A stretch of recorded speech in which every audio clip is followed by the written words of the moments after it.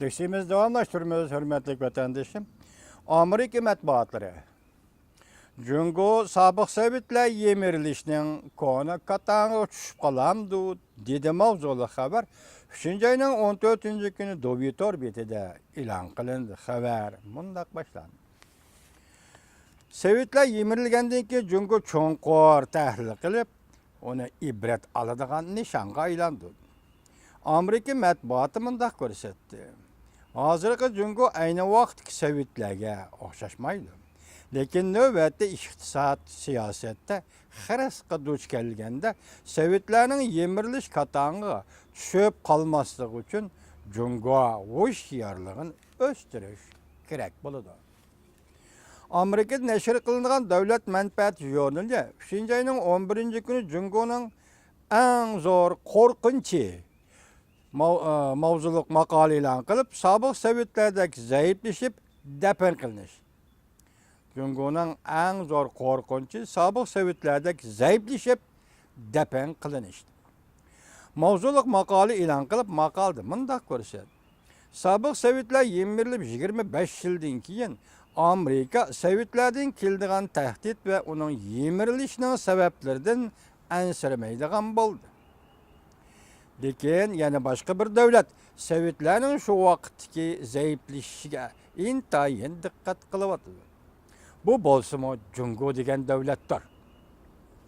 Bu maqola Jungo olimlarining Sovetlarning yemirilishi to'g'risidagi 3 xil ko'z qarashini naql keltirdi. Shaxsdan ko'rish, ya'ni Gorbachevdan ko'rish, siyosiy tizimdan ko'rish, g'arb davlatlaridan ko'rish. Bu 3 xil ko'z qarash Jungoning qo'rqish holatlarida to'liq dalillandi. Qo'rqish holatlarida to'liq dalillandi. Oldi bilan Sovetlarning yemirilishni Gorbachevdan ko'rish ko'z qarashi Jungoda konservativ solchilarning ko'z qarashiga yaqin turdi. 2011 yil 3. ayning 1. kuni Jungo ijtimoiy fanlar akademiyasi tinchlikda krizisni o'ylash, Sovetlarda partiya halok bo'lishning tarixiy saboqlari mavzuliq elektronlik kitob e'lon qilib, bu kitob mundaq hisobladi.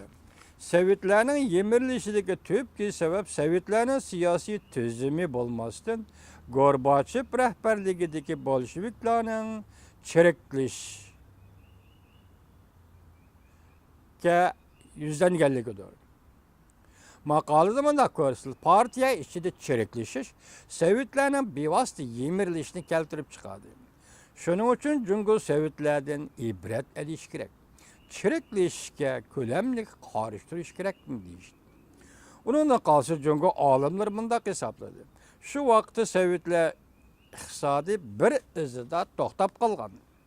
Boshqarishga moyil bo'lmagan. Dogmatizm, bürokratizm, qotmonlik paydo qilgan. Şuna Jungoning iqtisod o'zgarishni qaror qilishi, iqtisodda o'zgarish yasashni qaror qilishi Sovetlar yemirilishdan burungi davlat iqtisodining ahvoliga munosabatli bo'lib qoldi. Bundan boshqa Jungo izchil Amerikaning Osiyodagi yetakchilik o'rni va Amerikaning Osiyo Tinch okean rayonidagi ta'siridan qutulish uchun tirishchilik ko'rsatib kelayotganligi Sovetlar yemirilishning yana bir sababi. Amerika deydigan ko'z qarashni to'liq gavdalantirib berdi. Sovetlar yemirilishning yana bir sababi Amerika deydigan ko'z qarashni to'liq gavdalantirib berdi. Bundaq ko'z qarashga ega Jungoliklar Amerikaning Jungo siyosatidan qo'rqidi ekan. Ular Amerika o'zining Osiyodagi ta'sir kuchidan foydalanib, Jungo hokimiyatini almashtirishga besim ishlatadi deb hisoblaydi ekan. Nima deydi ekan? Ular Amerika o'zining Osiyodagi Tinch okean rayonidagi ta'sir kuchidan foydalanib, Jungo hokimiyatini almashtirishga besim ishlatadi deb hisoblaydi. Maqolada ogohlantirib yana mundaq ko'rsatdi. Jungo bundaq bir masalada ansirish kerak. Jungo iqtisod taraqqiyotining surati oslab ketsa, Jungoning o'tgan 10 yilda Osiyoda 2 kishi, Osiyoda ilgirilishi butkul rayondagi davlatlarni xotirjam sizlandi. Endi okean ve Tinch okean rayını nurgullıgan devletler birleşişke başladı.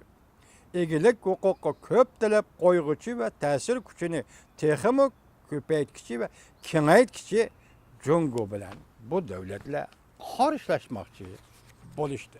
Yukarı makalını görüp ettik. Rusya'nın yemirlişeni 3. yıl bir göz qaraş. Mesela Yelitsin. Merhum Yelitsin'in sözünü etqanda Iordan deryasıga soğu çümülüp Hristiyan dine qaytı kirgendiği için muhbirlarını kütüp algan nemi dedi?